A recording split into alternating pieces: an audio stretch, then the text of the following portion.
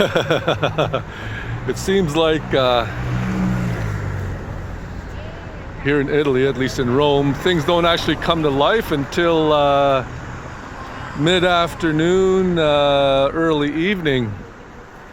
So just like in most parts of Europe, they don't normally have street signs at the corners. They actually, on actual signage, they have street signs like that on the buildings to tell you what street you're on.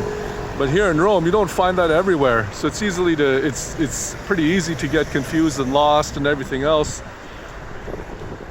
What you start to see is one of the major things I noticed is a lot of the people here, the majority of the people really, regardless of what time of day, they're really well dressed. Unlike places like in Vancouver where everybody looks like a bum, and it's cool to look like a bum, apparently, for some, for most.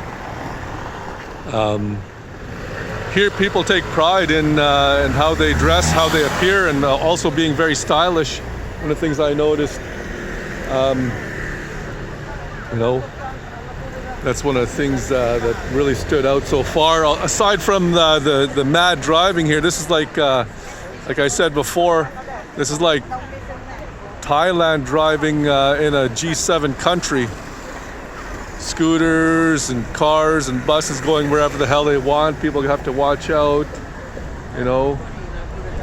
Nobody gives a damn, but that's life in Italy. I don't know how to say "c'est la vie" in Italian, but maybe you probably do it with your hands. I'm headed over to the Spanish Steps.